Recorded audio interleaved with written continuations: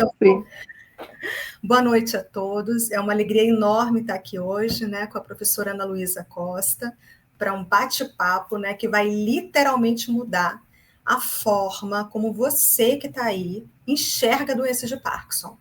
Professora, seja muito bem-vinda.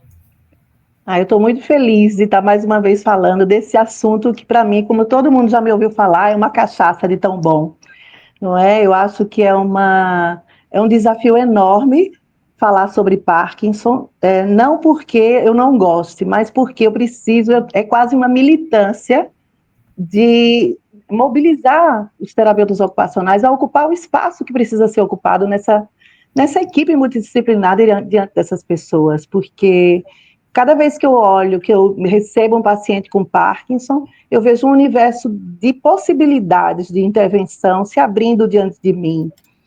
E muitas vezes eu vejo que alguns colegas ainda ficam trabalhando muito em cima de estrutura e função de corpo, muito em cima dos tremores, quando a gente tem uma doença que, na verdade, é multidimensional.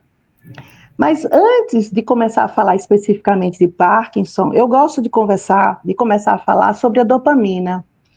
Há uns anos atrás, eu fiz um curso em que a neurologista me falava sobre o papel da dopamina na evolução da espécie humana. Que a dopamina, ela chama, não ela, mas é conhecidamente, a dopamina é reconhecidamente, ela é conhecida como a assinatura do ser humano. Por quê? Porque nenhum outro animal tem descargas de dopamina no nível que a gente tem. E é graças à dopamina que a gente começou a fazer a comunicação entre estruturas corticais e subcorticais, cada vez mais. E essa comunicação entre estruturas corticais e subcorticais foi quem favoreceu o convívio social, foi quem favoreceu a capacidade de se adaptar, foi quem favoreceu a construção do pensamento simbólico. E esse pensamento simbólico, esse faz de conta, na criança, que a gente chama de raciocínio abstrato, foi o que fez a gente chegar onde a gente é hoje, de criação a nível científico, de criação de tecnologia, de criação de inteligência artificial, enfim. Então, a gente deve muito, em termos de evolução humana, à dopamina.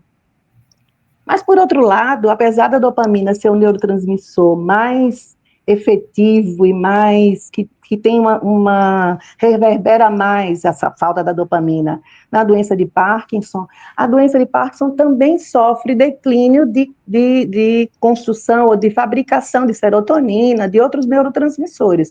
Logicamente, o papel da dopamina é muito maior e é sobre isso que a gente vai falar. Mas também é importante que a gente saiba que, além de ser multidimensional, de carrear uma série de comprometimentos, não só motores, a doença de Parkinson ela é ascendente, é diferente da demência, que ela é de córtex para subcórtex.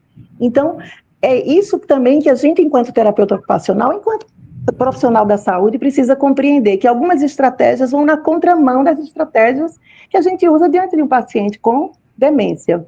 Então, quando a gente fala dessa ascendência, é porque todo comprometimento começa desde o tronco cerebral. E a gente sabe que o tronco cerebral é responsável pelas funções autonômicas, entre respiração, os batimentos cardíacos. E existem alguns autores que defendem a ideia de que as pessoas que vão desenvolver Parkinson muito no futuro, elas têm uma tendência a ter uma frequência cardíaca diminuída. Então, para vocês terem uma ideia de como ela é multidimensional, não é? E isso, logicamente, no estado que a gente chama no estágio prodrômico, que é antes da instalação dos sintomas clássicos e antes de também um diagnóstico. Então, nessa altura do tronco cerebral, o que a gente pode encontrar? Uma das coisas que eu acho muito interessante são as alterações do sono. E aí, é outra coisa, outro assunto que eu sou fascinada, porque a gente tem a formação reticular no tronco cerebral, e ela é quem faz o on e o off, do acordado e despertar, é a base de toda essa circuitaria envolvida no processo de despertar e dormir. E e essas alterações que estão a nível de tronco cerebral, elas alteram o ciclo circadiano, não é? Porque a gente tem fibras de dopamina também na retina, então a fabricação de melatonina, toda essa questão do acordar e do dormir, do amanhecer e do anoitecer, tem uma reverberação por conta dessas fibras dopaminérgicas na retina, que são traduzidas a nível de tronco cerebral com alterações do sono, que é o sono REM e o N2. Só falando um pouquinho sobre sono, é um parêntese, mas é só porque pode ser que quem esteja assistindo a gente não entenda muito, não saiba da importância que é o ciclo do sono. No N2, a gente faz a consolidação das memórias motoras. Ou seja, tudo aquilo que o físio faz, o TO faz, a fono faz, os profissionais da reabilitação fazem para melhorar esse comportamento motor do paciente ao longo do dia, se ele não faz o sono N2 de uma forma robusta, e 4 a 5 ciclos de sono por noite, a consolidação desse, ou seja, o aprendizado motor, ele é falho, a gente está nadando contra uma maré, porque no dia seguinte começa do zero. Então, a gente precisa, quando esse paciente chega para a gente não tem como prescrever uma polissonografia, do padrão ouro da polissonografia, mas a gente tem como pedir ao parceiro que encaminhou, o médico assistente, uma polissonografia, porque se ele tem alteração do N2 e o que é mais comum e mais evidenciado, que é a alteração do sono REM, então a gente vai ter complicações ou barreiras para melhorar esse controle motor, esse aprendizado motor, que a gente tem que buscar o tempo inteiro. Ana, agora, tem até uma pergunta aqui, que estão perguntando o que é o estado prodrômico que você se refere. Então, o estado prodrômico é o estado antes dos sinais, que às vezes são 20 anos, 15 anos antes de aparecer a possibilidade de um diagnóstico de Parkinson, existe um estado prodrômico, onde tem essas alterações do sono, alterações do olfato, que eu vou falar um pouquinho agora, que virou meu objeto de estudo, assim, de investigação, porque eu estou encantada com o olfato. Então, antes de aparecer todos esses sinais cardinais de tremor, de rigidez, instabilidade postural, então, é o intestino preso, às vezes o batimento cardíaco mais baixo, é uma dificuldade respiratória, não ainda pela rigidez da musculatura, mas sim pela inervação dopaminérgica a nível de pulmão. Então, são coisas que vão falhando, mas como são meio invisíveis, não tem essa expressão que tem os sinais cardinais, os sinais motores, então isso vai passando em branco. Quando o diagnóstico é feito, que o médico começa a investigar toda a vida pregressa, porque é preciso investigar, porque a doença de Parkinson e a demência de corpus de Levy, em alguns momentos, são muito próximas, então o médico, um bom neurologista vai investigar muitas coisas antes do aparecimento dos sintomas. Então, esse é o estado prodrômico. Mas voltando para falar do sono, além do N2, quando chega no sono REM, que é o sono em que a gente tem uma possibilidade de ajustar todo aquele cabedal de emoções que a gente tem durante o dia, boas ou ruins, e vincular essas emoções a emoções antigas para formar uma memória emocional. Nesse sono REM, quando ele tem distúrbio, a gente perde essa possibilidade. E isso tem implicações não só do ponto de vista de memória episódica, mas também de comportamento de humor no dia seguinte. Então, aquelas emoções que a gente... Não tem aqueles sonhos que a gente tem que são muito loucos, de que está voando, está caindo no precipício, ou então que a gente... Esses sonhos que não fazem sentido, esses sonhos são sonhos do sono REM. E qual é a outra importância do sono REM? Por que a gente sonha esses sonhos tão aberrantes? Porque o córtex pré-frontal está descansando, literalmente descansando. E se a gente pensar que a gente precisa do córtex pré-frontal quando a doença progredir para os núcleos da base, para a gente trabalhar com metacognição ou com desautomatização do movimento, eu vou falar disso daqui a pouquinho, a gente precisa desse córtex pré-frontal desacelerado nessa fase do sono REM. É como se ele fosse dormir, ele se apaga, então a gente tem no sono REM e não REM momentos de córtex pré-frontal ativo, ou seja, de racionalidade, e momentos em que o córtex pré-frontal descansa e entra a irracionalidade, a emoção, a desorganização, e isso faz parte, porque é nisso em que a gente faz com que não haja um estresse oxidativo. A gente faz a limpeza das informações que não são importantes e a gente cria espaço para a memória e para a organização emocional também. Então, veja, muitas vezes o paciente começa a ficar um pouco depressivo, começa a ficar com ansiedade, e às vezes é essa alteração do sono que começa nesse estado que eu falei, no estado prodrômico. A outra questão, que ainda nesse estado prodrômico, nesse estágio prodrômico, e que ainda está a nível de bulbo, de ponte, mesencéfalo não, de bulbo e ponte, ou seja, do tronco, é a anosmia ou a hiposmia, que é a dificuldade de sentir cheiros. Isso 20 anos antes, os estudos vêm apontando para 20 anos antes, e pasmem, em torno de 90 a 95% dos pacientes que têm Parkinson têm hiposmia ou anosmia tanto tempo antes. E aí eu fui estudar um pouco sobre a hiposmia, e eu fiquei impressionada, eu não sabia disso, isso eu vi há um ano e pouco atrás, que eu vi que o olfato é o único sentido, entre visão, audição, a parte mais de temperatura, pressão, é o único sentido que não passa pelo tálamo. Ele sai, o estímulo olfativo vem para o bulbo olfativo, e o bulbo olfativo está grudadinho ali no frontal. E é muito próximo, no final do frontal, e é muito próximo do sistema límbico, que já é o temporal medial. Então, ele está ali naquele cantinho, e aí, quando a gente sente cheiro, a gente ativa o bulbo e ativa o córtex frontal, de alguma forma, e o sistema límbico, que é toda a questão do sistema de recompensa, amígdalas, enfim. Por isso que quando a gente sente um cheiro bom, sei lá, de um perfume de um namorado que deixou saudades, ou então de uma comida gostosa, a gente aciona a memória. Eu achei isso belíssimo, e a gente usa muito pouco a estimulação olfativa nas nossas intervenções. Então, eu comecei a fazer, todos os pacientes que estão chegando, mesmo que não tenham Parkinson, eu estou fazendo os testes, tem um teste que já é validado aqui no Brasil, muito simples, eu estou fazendo, e estou vendo que é impressionante como eles têm hiposmia, ou anosmia. E a gente precisa entender isso para que a gente possa trabalhar e estimular essas áreas frontais e do temporal medial pelo olfato. Olha que coisa mais linda que é isso, não é? E a gente usa tão pouco. Então, eu vou me entusiasmando. Oi? Eu cheguei a ler em algumas outras patologias, né? Como a gente está centrando aqui no Parkinson, e você está trazendo nesse primeiro momento os primeiros sinais, né? Os alertas que a gente pode ficar atento, né?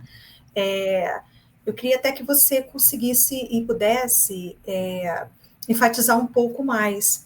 A Vivian, por exemplo, está perguntando, né? Como é que é esse teste olfativo? Então, eu me esqueci o nome eu me esqueci o nome do autor, esqueci completamente, mas é assim, são 6 fragrâncias, potinhos, que a gente tem que ter, café, foi validado no Brasil com esses cheiros, tá certo? Então, é café, canela, naftalina, sabonete, tem que ser raspadinho o sabonete, são 6 fragrâncias, canela, já falei, café, mais fortes e menos fortes. A mais forte é a naftalina. E pasmem, eles não têm sentido o cheiro da naftalina. Eu fico impressionada. A chocolate também, pimenta, enfim, são 6 fragrâncias. Então, a gente fecha uma narina, eles têm ou colocam uma máscara nos olhos, ou então a gente bota um papel e a gente oclui uma narina e a gente vai fazendo, dá para ele cheirar, ele pode cheirar até 3 vezes, e aí a gente dá as opções para marcar um X. Oi? A gente dá uma opção para marcar um X. A gente tem só uns apontamentos, né? A Rosane estava comentando como ela tem visto esses casos de anosmia, né? Como precursor.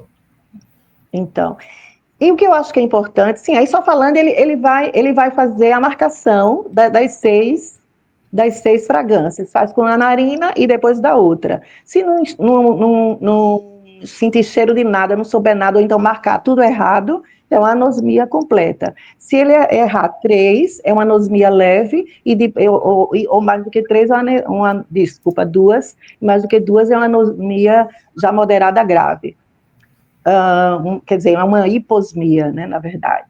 O que eu acho que é importante é porque dificilmente esse paciente com Parkinson chega para a gente nesse estágio prodrômico, não chega nem para a fisioterapia, na verdade. Por quê? Porque eles não sabem, só depois é que quando eles chegam, mas aí a gente pode correr atrás disso, dos distúrbios do sono, dos distúrbios respiratórios, dos distúrbios do olfato, porque aí isso vai ajudar em paralelo a nossa intervenção, que a gente vai falar mais para o final, mais para frente. Então, a nível de troncos, lógico, tem outras implicações, não é? E uma das coisas também que acontece é que ele começa a ter um nível atencional, o nível de alerta é mais rebaixado, mas não é alerta de ficar sonolento, é aquele alerta mais primitivo. Sabe o alerta que o gato tem quando ele quer pegar um rato ou um bicho, que ele fica ali e rapidinho, depois ele vai ficar normal na vida dele, mas naquela hora que passa uma coisa, ou aquele alerta quando a gente tem que frear bruscamente porque um cachorro passou na frente do nosso carro, esse tipo de alerta começa a ficar deficitário, começa a ficar mais rebaixado, a gente chama de rebaixamento da alerta primitiva mesmo. Então, são coisas que vão passar despercebida, mas que quando o paciente chega, a gente pode investigar e como eu já disse, esse conhecimento pode ajudar a gente nas coisas em paralelo que a gente vai fazer, não é? Porque isso vai atrapalhar, de alguma forma, a nossa proposta de intervenção. Pois bem, saímos do tronco e vamos para os núcleos da base. Aí sim começam os sinais cardinais a aparecerem. Mas o que eu acho muito bonito na gênese da doença de Parkinson é porque a tecnologia hoje em dia permite que vá mapeando o trajeto do comprometimento dos núcleos da base. Então, o primeiro núcleo a ser definitivamente prejudicado é o estriado dorsal. Então, esse estriado dorsal, ele é muito importante do ponto de vista do planejamento motor e de habilidades visoespaciais. Não é mais só esse alerta, é a capacidade que eu tenho de chegar no ambiente e fazer aquele rastreio do ambiente, saber onde tem degrau, saber se tem buraco, aquela atenção mais discriminada, mais sustentada, mais direcionada e mais dividida. Sabe quando tem aquela... É porque a atenção, dependendo do modelo, tem vários tipos de atenção e vários nomes. Mas nesse estriado dorsal é esse tipo de atenção, que junto com a habilidade visoespacial prejudicada, noção de distância, noção de profundidade, noção de altura, noção de alcance, isso já está prejudicado nesse estriado dorsal. E o estriado dorsal, ele tem uma conectividade muito próxima com a área motora suplementar, que é a do impulso do movimento. Então, veja, quando eu falo que desse comprometimento do estriado dorsal, eu estou falando de planejamento motor, que fica prejudicado, não é? Então, o planejamento motor baseado no que vê e na interpretação que se tem de distância e de altura, enfim, junto com esse impulso que é da área motora suplementar, que está essa conectividade entre dorsal e área motora suplementar, ele está falho, ele está lentificado. Então, um exemplo muito prático, vamos supor que o paciente que tem Parkinson está indo pegar um ônibus, ele está andando para o ponto de ônibus e vê o ônibus chegando. A noção, o julgamento da distância que o ônibus está, da distância que ele está do ponto de ônibus, da velocidade do ônibus, é prejudicada. E ele, às vezes, sai em disparada, e aí o que é que acontece? Cai. Então, é nesse momento em que, muitas vezes, a gente precisa, e fisioterapia faz isso muito bem, eu trabalho com a fisioterapeuta que eu aprendo demais, a Adriana Miranda, e a gente trabalha muito em conjunto, e isso é muito bom. A gente vai desautomatizar esse impulso que ele tem para o movimento, porque essa interpretação está falha. Então, como é que eu vou desautomatizar? Buscando recursos do córtex pré-frontal, que não está comprometido, é córtex, ele ainda está na região do mesencéfalo, essa falta de dopamina. Então, a gente desautomatiza. Eu tenho um paciente, por exemplo, que tem Parkinson, que quando ele vai andando para a farmácia ou para o Pilates, enfim. E aqui em Recife as calçadas são muito quebradas, tem muita raiz, enfim. E aí ele fica querendo andar na rua, no cantinho assim da rua, para não cair. Só que o que é que acontece? Quando ele fica numa área muito aberta, como na rua que não tem muro, não tem nada do lado, ele faz a festinação, que é aquela corridinha que o Parkinson faz.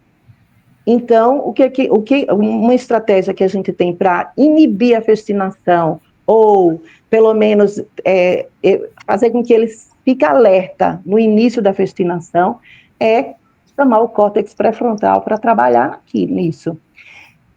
Funciona muito bem. E como é que a gente chama? Tipo, você vai olhar para o chão, você vai olhar para o lado, você vai olhar para frente, você vai ver um ponto lá na frente, que é uma pista externa, você vai olhar, sei lá, um portão que seja, uma árvore, você vai mirar e vai. Porque aí ele desautomatiza, porque ele está ligado, ele aciona o córtex pré-frontal para entender quantos passos tem que dar até ali, enfim. Funciona muito bem para evitar quedas, funciona muito bem para quebrar essa persinação, só que cansa, porque a gente aloca muito recurso. Então cansa, causa fadiga. Então não dá para ficar o tempo inteiro desautomatizando. Então, isso o terapeuta ocupacional tem que entender. E é nisso que eu quero muito, muito, muito que todo mundo preste atenção. Quando é que a gente pode ensinar o desautomatização e quando é melhor que não, que ele acione o automatismo, mesmo que não seja ideal, e a gente possa oferecer, junto do automatismo, pistas internas, como a gente pode fazer, por exemplo, quando a gente vai trabalhar escrita.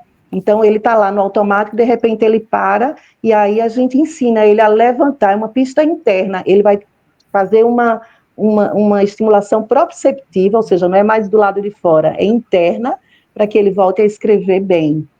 São muitas dicas, são muitas possibilidades, é um mundo maravilhoso, mas o que eu quero dizer é que quando a gente está nessa fase do estriado dorsal comprometido e essa comunicação com a área motora suplementar, ela está deficitária, ela não é suficiente, a gente precisa ter dicas muito claras de em que momentos a gente vai resgatar o córtex pré-frontal, tá? Tem que ter isso muito claro na cabeça, e quando a gente vai automatizar mediante dicas internas.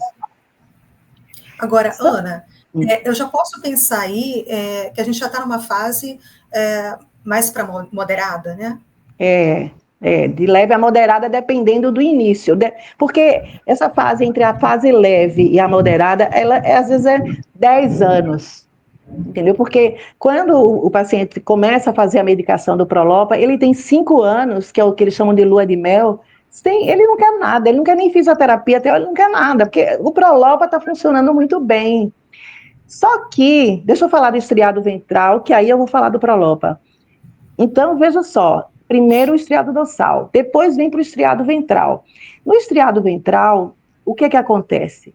Esse paciente fica mais desmotivado. Ele não tem, o estriado ventral, ele tem uma conexão muito forte com o sistema de recompensa.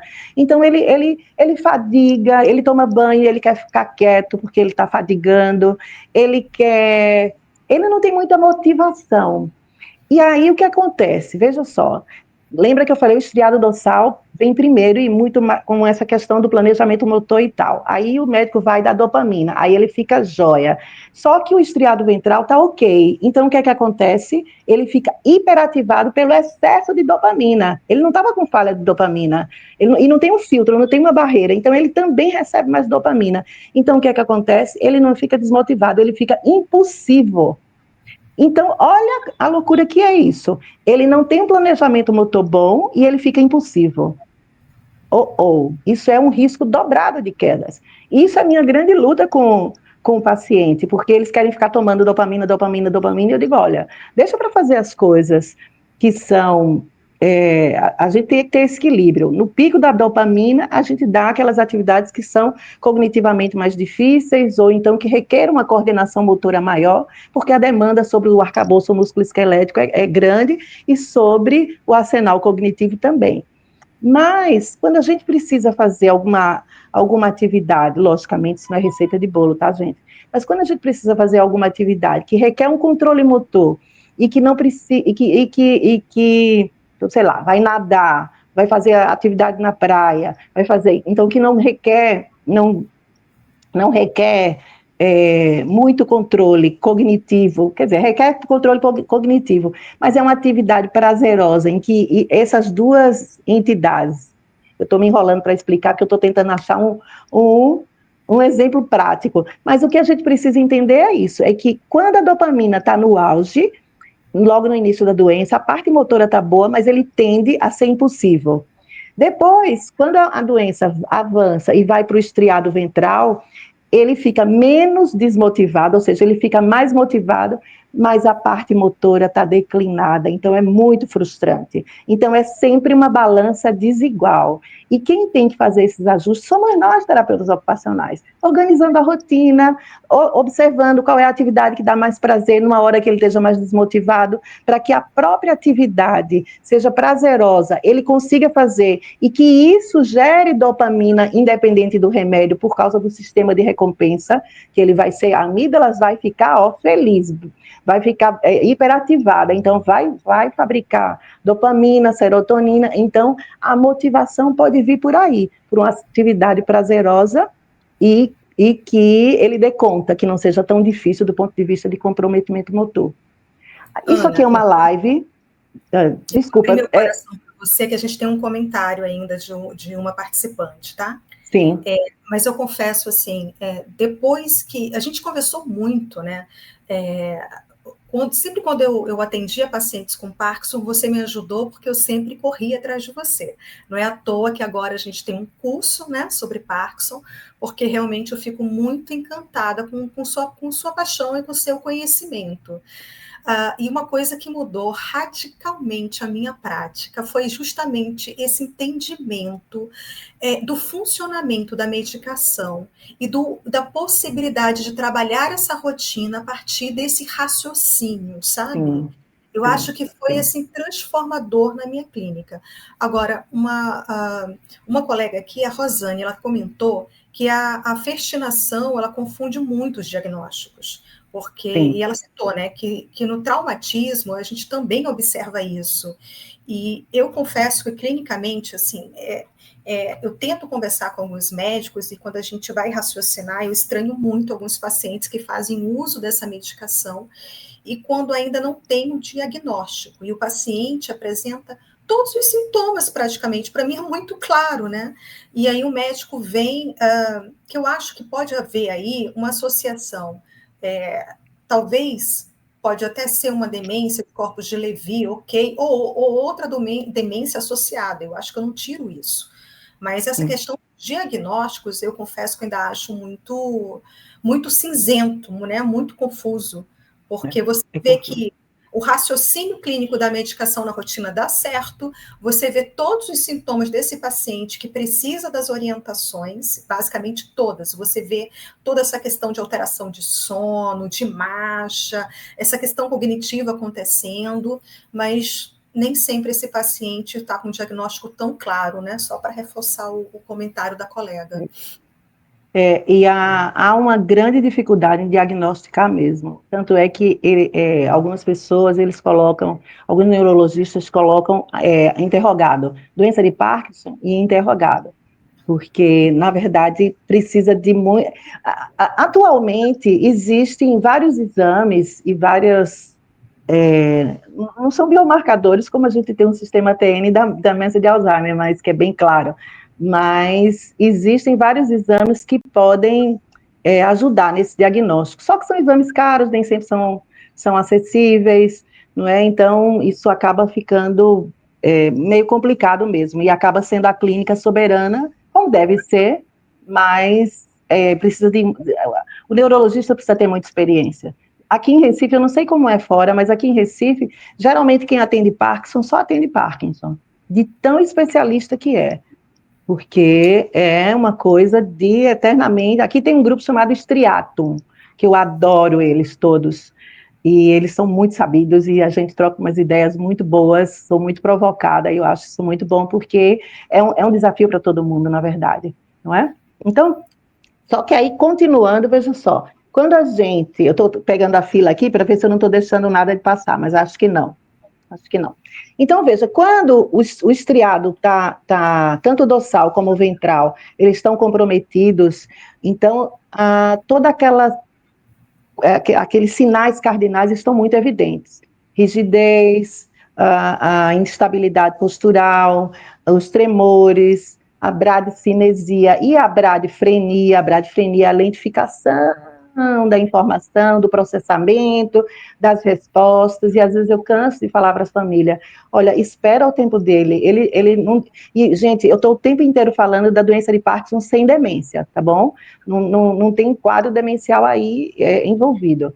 Então, essa bradifrenia, essa lentificação no raciocínio não tem a ver com demência, é porque existe uma lentificação da conectividade cerebral, uma lentificação no processamento de informação. E aí, eu também quero só falar para vocês, a gente está dando uma pincelada, porque em 1 hora, eu estava olhando agora, já são 32 minutos de fala, e a gente ainda nem falou de intervenção. Eu não sei se isso aqui tem um tempo, mas a gente precisa correr um pouco, não é?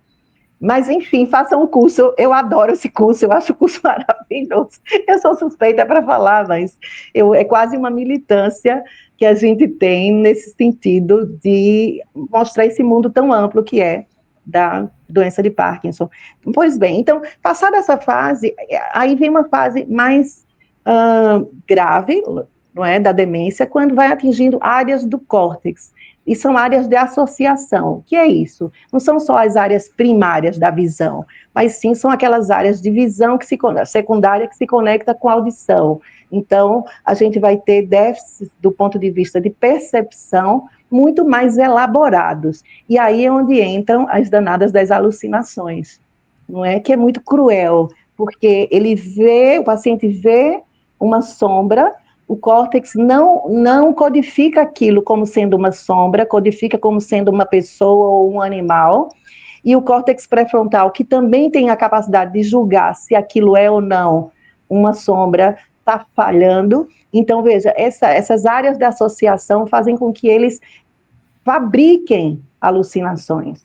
E é muito doloroso, porque apesar de serem alucinações benignas, não são alucinações que causem terror, mas são alucinações, a pessoa fica confusa, não é? Então, nessas alucinações, a gente também tem a possibilidade de intervir, de sugerir gatilhos, de investigar os gatilhos possíveis. Né? Às vezes é uma cortina que voa, é uma cadeira que foi colocada, que faz sombra naquilo que o paciente está vendo, é um som um pouco mais estridente, ou então um excesso de estimulação, que aí ele não codifica direito, vamos supor, uma sala com muita gente conversando, a televisão ligada, alguém cantando, enfim, um cachorro latindo. Então, esse córtex não dá conta de tantas aferências sensoriais, então essa interpretação dessas aferências pode causar mais tarde essas alucinações. Então, a gente, enquanto terapeuta ocupacional, sabendo disso, a gente vai organizar, não é não ter lazer, não é não ter contato coletivo, não é não ter socialização, mas é filtrar, é entender que para cada um, aquilo ali precisa ser monitorado. Acho que alguém tem alguma pergunta, estou vendo um monte de letrinha. Não, a Rosane só está apontando que ela teve um paciente que apresentava festinação e que precisou, assim, isso aconteceu após 10 anos de um acidente de carro, tá? Então, ela foi diagnosticada inicialmente com Alzheimer e depois se viu que era uma síndrome do medo da queda, né? Então, ela aponta que a bradifrenia, ela aparece também em muitos diagnósticos, né? Sim, sim, sim.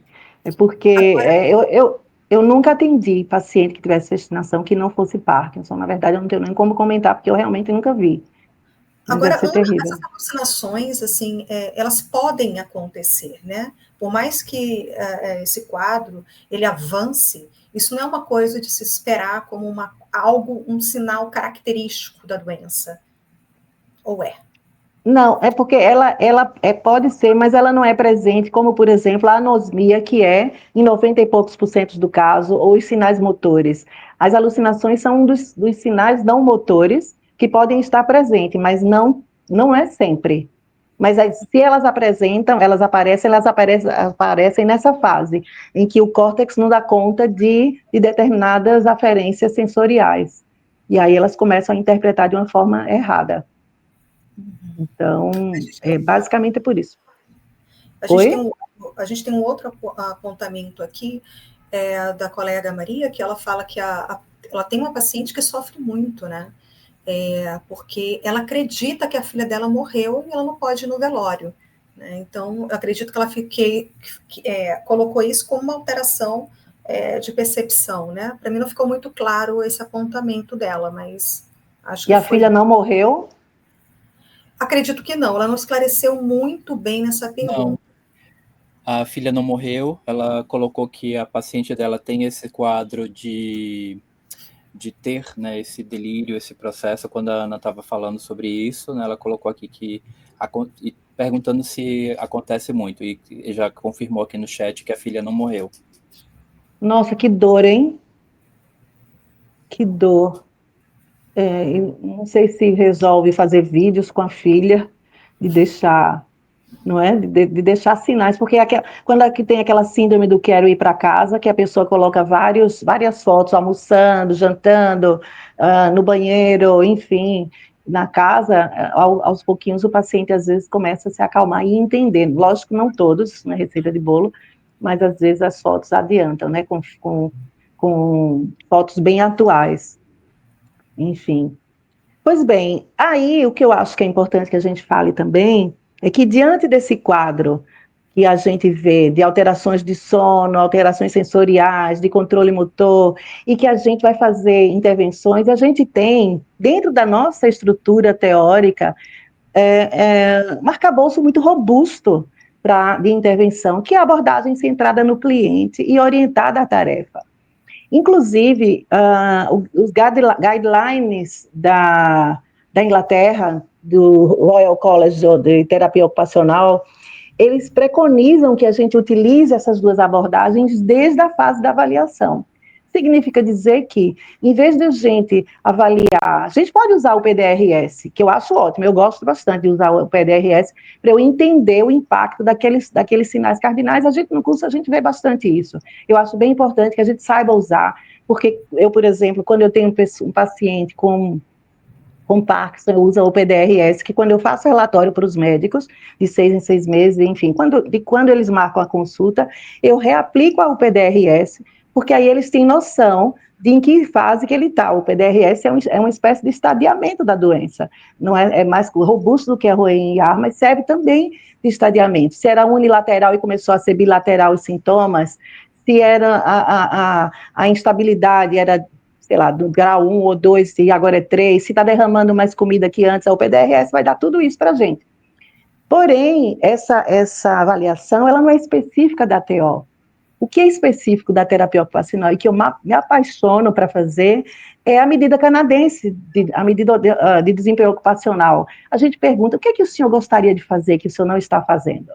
Esse é o meu ponto de partida, porque eu vou trabalhar em cima dessa abordagem centrada no cliente e orientada à tarefa. A queixa é escrita, não estou conseguindo mais escrever meu nome, então vamos trabalhar na escrita. E aí eu vou fazer aquela avaliação top-down do desempenho para a função e estrutura do corpo. Eu vou ver o tremor, eu vou ver o tremor, eu vou ver a rigidez, eu vou ver a instabilidade postural, mas eu parto primeiro da análise da atividade. Eu fico toda arrepiada, é impressionante como eu gosto disso. É muita emoção, porque isso é TO pura. Qual é o outro profissional que faz isso, gente? Não tem. Então, a gente vai... E isso é preconizado pelos guidelines de centros de estudo de Parkinson, de terapia ocupacional na doença de Parkinson. Não é? Então, essa abordagem centrada no cliente, quando a gente faz esse tipo de pergunta, já na anamnese, quando a gente coleta todos os dados e tal, a gente ganha uma parceria. Esse paciente vai dizer, olha, talvez ela consiga resolver o meu problema. Faz físio, mas a físio é muito em cima de estrutura e função do corpo, tem o remédio, mas o meu cotidiano não está bom, eu quero fazer coisas que eu não consigo. Não é? Então, quando a gente faz essa pergunta, a gente faz análise da atividade, a gente filma, mostra, muda se é escrita, muda a caneta, muda a altura, muda a angulação, muda o acento, e a gente vai filmando e mostrando para ele, ele vai entendendo que existem possibilidades de melhora de desempenho. Então, essa avaliação, essa intervenção, ela é feita desde a avaliação, com essa conotação top-down, com essa conotação de abordagem centrada no cliente. Então, é perguntar sobre o sono, sobre essas questões da hiposmia ou anosmia, não é? Que isso é uma coisa que eu venho fazendo de 1 ano e pouco para cá, e eu acho que tem dado uma resposta interessante, porque, de repente, a gente coloca aquele vaporizador do ladinho da cama, é um cheirinho a mais na hora do banheiro, é uma essênciazinha que a gente pode colocar, pedir para a cuidadora colocar no nariz, e às vezes o paciente mesmo quer, aí já coloca, é um perfume um pouco mais forte, enfim, é quando vai colocar o prato de comida, antes levar bem quente, para que ele possa sentir o cheiro da comida, e a gente vai estimulando esse bulbo olfatório, porque a gente sabe, que ao estimular o bulbo olfatório, a gente está estimulando também a área da memória e a área do córtex pré-frontal, que até então não necessariamente está comprometido. É uma cachaça, gente, isso é lindo demais, E é com coisa do cotidiano, isso é a terapia ocupacional core. Eu não fico surpresa de ter profissionais que só atendem Parkinson, porque eu acho bem complexo. Complexo no sentido que, é o que você falou, é uma cachaça para quem atende. Porque é muita intervenção, é muita necessidade de um olhar para o indivíduo como um todo, né? Porque são várias questões de paciente para paciente, você vai ver questões muito diferenciadas. Então, é um quadro que exige realmente, eu acho que um estudo e uma capacitação contínua. Agora, Ana, a gente já começou a falar um pouquinho de intervenção. E eu confesso aqui para todo mundo que realmente a gente nem falou até que horas vai a live, e eu confesso que isso nem passou por mim, porque, Ana, eu acho que é isso, é um assunto tão interessante, né, que a gente vai ter que colocar, né? Mas a gente já está chegando aqui no horário de falar um pouquinho sobre intervenção, né? Você já começou. E aí, uma das questões que você estava colocando é que a gente não pode ignorar mesmo o ambiente, né? Então, em termos de ergonomia, tecnologia assistiva, né, o que o profissional precisa dominar? Então, veja, a gente quando fala de instabilidade postural, a gente pensa que é risco de queda enquanto está caminhando, por exemplo. Mas existe a instabilidade postural estática. Então, eu estou aqui sentada na cadeira, esse celular está no meu alcance, o copo também, a organização do ambiente precisa ser ergonomicamente tranquilo para esse paciente, para ele não gastar energia. Porque se eu tendo Parkinson, cada vez que eu quero alcançar um negócio, eu tenho que fazer isso, o esforço que eu vou fazer para voltar, que nem sempre eu consigo voltar bem, é muito grande. Então, a performance naquela atividade que eu gostaria, que eu estaria fazendo, começa a declinar por fadiga, porque eu estou demandando muito recurso cognitivo e recurso músculo-esquelético para manter um equilíbrio que a gente chama de equilíbrio estático. Então, organizar os objetos e o sitting, que é, para quem não conhece, é adequação postural sentada. Esses dias, a físio, a Adriana, me pediu para um paciente que a gente atende em comum, para eu elevar a cadeira do paciente, porque ela queria fazer um exercício, ele está com problema no joelho e precisava fazer essa flexo-extensão de joelho para fortalecer a musculatura, e o pé dele ficava muito emperrado no chão, porque a cadeira não estava alta o suficiente para o pé ficar um pouquinho só encostando no chão. Aí ela me deu as medidas, a gente trabalha há muitos anos juntas, então a gente já sabe mais ou menos como é o trabalho da outra. Na hora foi fazendo. E aí, como o paciente tem uma inclinação um pouco mais para um lado, é aumentar a densidade onde tem uma descarga maior do peso, para que ele possa alinhar a cintura escapular, e aí ele consegue manter o tronco mais ereto, para que ele, na hora que ele faça isso, ele não fique caindo.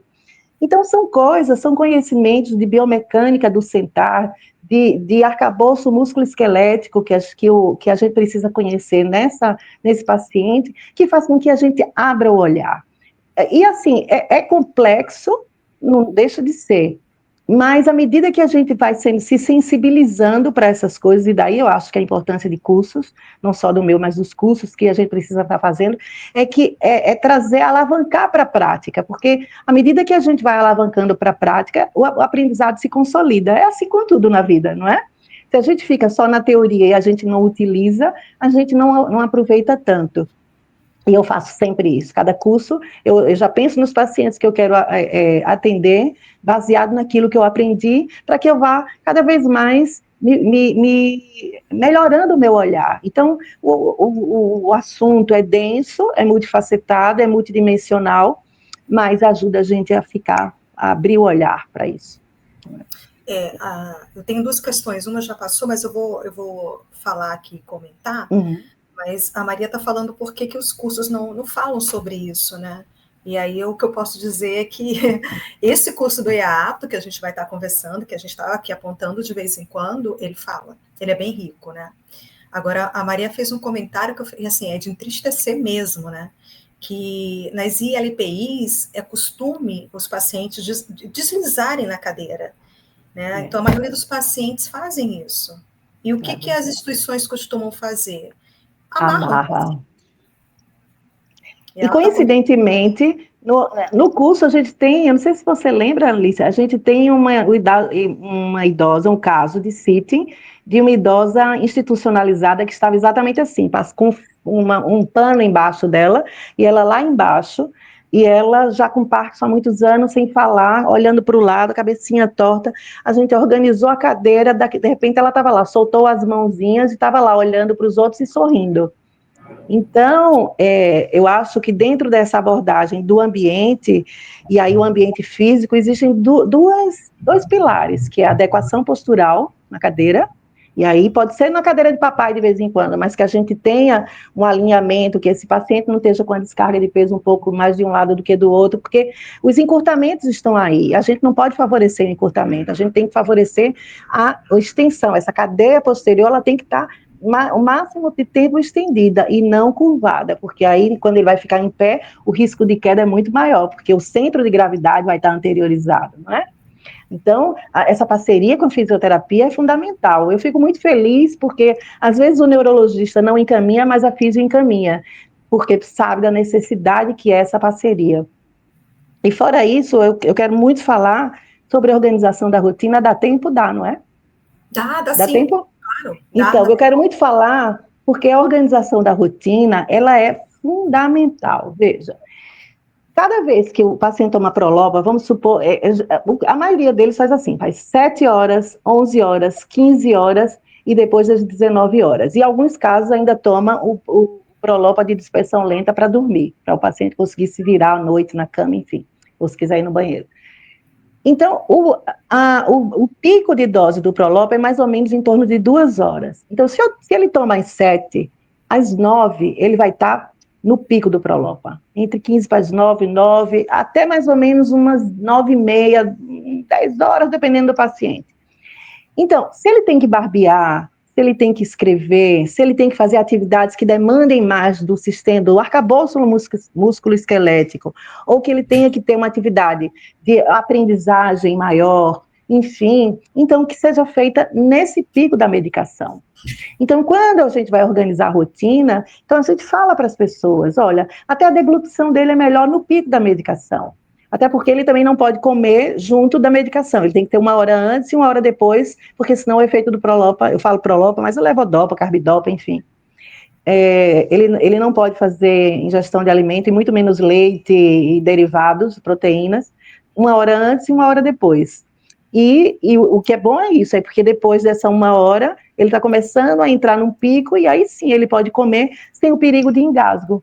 Olha como isso é importante a gente saber, para que a gente possa, junto com os cuidadores e familiares, organizar essa rotina conforme o pico.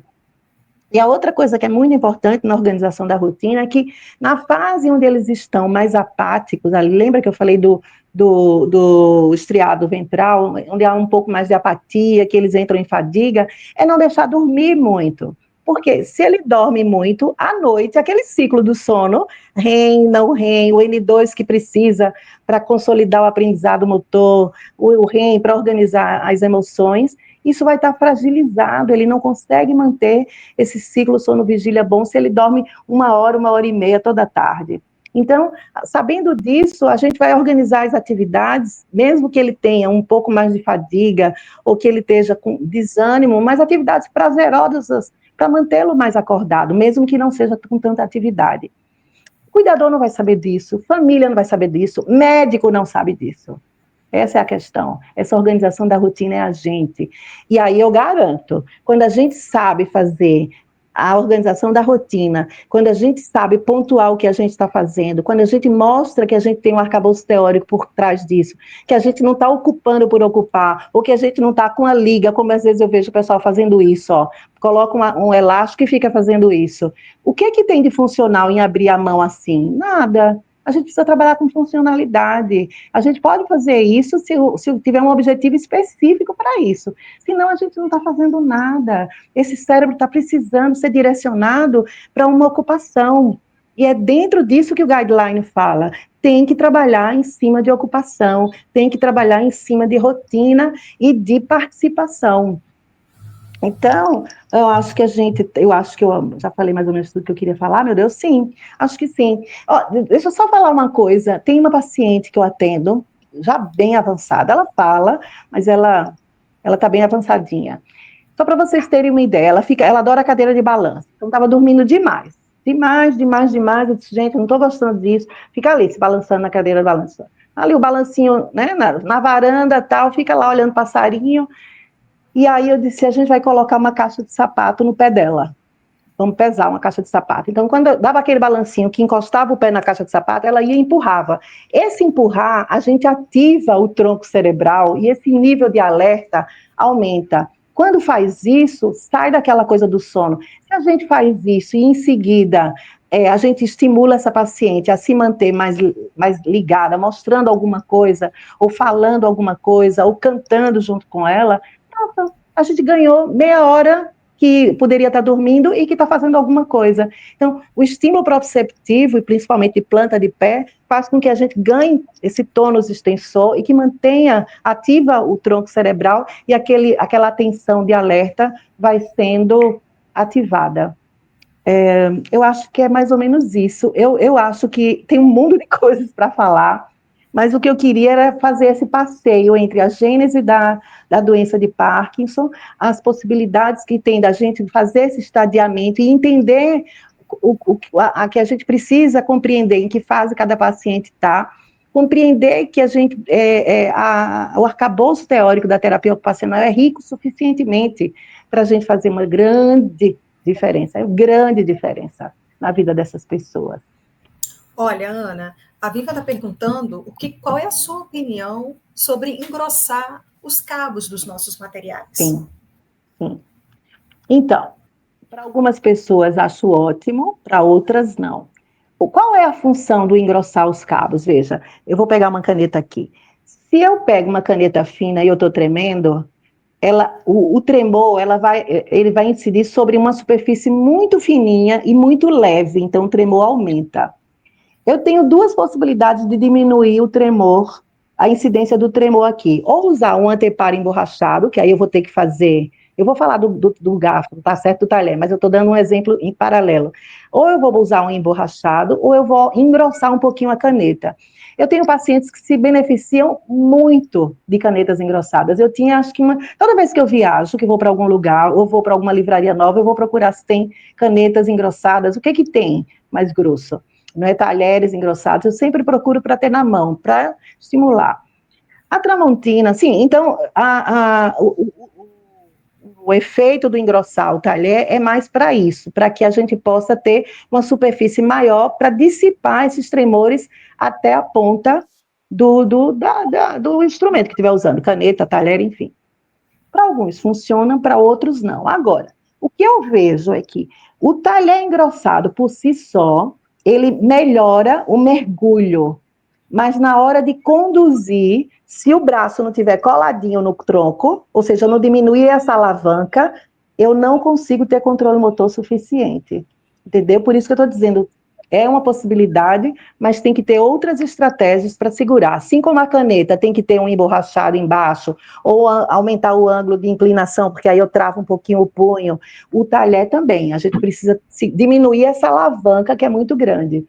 E aí, diminui a alavanca, aumenta a sensação proprioceptiva, aumenta o controle motor e o tremor vai ser dissipado num diâmetro maior. E nesse sentido, eu falo demais, né? Uma pergunta eu começo a falar, mas é assim mesmo. E nesse sentido, a Tramontina lançou um jogo de talheres. Eu estou com 3 pacientes que estão usando e estão adorando. Tem um que disse que não gostou de jeito nenhum. Ana, inclusive tem umas coisas diferentes. Rapidinho aqui, vou te interromper. É que a Vivian está comentando do uso do peso justamente para estabilizar o movimento, né? Ela está fazendo essa pergunta. Mas eu falei, eu ia falar da pergunta dela a partir do momento que eu falei assim, não, a Ana já começou a fazer propaganda aqui da Tramontina, né? Eita, é mesmo, não pode, não é? Hã? Não pode, eu acho, não é? Eu nem sei se pode, mas enfim, mas é bom. A próxima live a gente já tem um patrocinador, porque realmente é fato que eu tenho para meus pacientes no consultório para mostrar e eu indico, mas eu vou deixar essa fala para você. Então eu acho que esses talheres, inclusive tem vários tipos, né? Mais longos, mais curtos, tem um que tem textura, tem um que tem um cortezinho que se quiser apoiar o polegar. E como eles são elegantes, eu estou fazendo propaganda, mas, gente, eu tenho que falar porque eles são legais. Só que são caros, então nem todo mundo pode comprar. Então, às vezes funciona, mas muitas vezes só o talher não funciona, é isso que eu estou falando. A gente tem que ter essa estratégia de diminuir a alavanca, e às vezes a gente aprende a estratégia com o paciente. Veja, quando o paciente ainda está a nível de núcleos da base, e córtex pré-frontal tá ok, ele traz dicas. Tem um paciente que ele é advogado, ele toma muito cafezinho. Então, ele estava sem querer tomar café, mas ele gosta muito de tomar o cafezinho. Então, quando ele pega na xicrinha, fica ali. Aí, ele disse, olha como é que eu estou tomando bem. Ele pega na xícara com o pires. Ele pega na xícara com o pires, ele só treme de um lado, tá? Então, ele pega com a mão esquerda, só que aí ele apoia o lado direito, o pires, e aí ele vai e toma o café. Se ele pegar com a mão esquerda lá embaixo, ele não consegue fazer isso. Isso é uma coisa que eu estou dizendo, vamos aprender, mas ele está tão feliz que ele está conseguindo fazer assim, e a mão direita, que é a que treme, está segurando aqui embaixo, junto com o peso da xicrinha, ela está se mantendo, que aí está tudo certo. O que eu quero dizer com isso é que é importante essa parceria, escutar, valorizar, tentar. A gente não sabe tudo, para cada paciente uma coisa funciona, porque tem cultura no meio, tem personalidade no meio, como tem também para Alzheimer, para as outras coisas. Então, nessa fase em que o paciente tem possibilidade de tomar uma decisão em termos de estratégia, de melhora de performance, a gente precisa escutar. Pois bem, era isso. Não, perfeito. Ana, eu acho que agora a gente consegue entender essa necessidade da gente aprofundar muito, porque tem muita coisa para a gente se apropriar, né? Então, o nosso Instituto, né, de Estudos Avançados em Terapia Ocupacional, ele criou, junto com você, né, junto com a Reato, o curso Compreendendo a Doença de Parkinson, a Intervenção da Terapia Ocupacional à Luz da Neurociência. E várias pessoas já fizeram, a gente tem até no site a opinião, né? Então, acho que as pessoas podem conhecer. Eu vou colocar aqui o link para vocês conhecerem melhor o curso. Agora, o diferencial desse curso é justamente isso. Eu acho que a sua fala de hoje, ele reflete muito bem o que o curso traz, porque ele vai realmente, além dessa teoria, né, e a pessoa já sai com habilidades muito práticas, habilidades que são essenciais para o atendimento desse paciente. Então, a paciente que você comentou da cadeira de rodas, que a colega também trouxe uma situação muito similar, né, de ela estar amarrada, tem casos de paciente, né, vídeo, então acho que isso deixa muito claro a funcionalidade, né, e a aplicabilidade, melhor dizendo, né, do curso. Então, nele, vocês podem ter certeza que vão entender a doença de Parkinson desde a gênese neurocientífica, que a Ana trouxe isso muito bem, e vai dominar essas abordagens que são baseadas em evidências, né, como o guia que ela trouxe, as técnicas como a desautomatização que foi falada hoje, vão poder aprender e aplicar isso né, para transformar, né, cotidiano. E o curso é online, então, assim, acabou a live, vocês já podem entrar no link, acessar e já podem obter o curso. É um curso de 8 horas. 8 horas a gente pensa até que é pouco, mas é um curso denso. Porque a Ana tem isso também. Vocês viram que pela fala dela, ela vai direto no assunto. Então dá para pausar, voltar, repetir e ver quantas vezes, né, for necessário. Então aqui eu quero fazer o convite para todo mundo. Já tem um link, vocês já podem aproveitar e aprofundar esse conhecimento. Para quem não conseguir acessar pelo link, a gente também tem lá na bio da IEATO, no Instagram. É só colocar iea.to.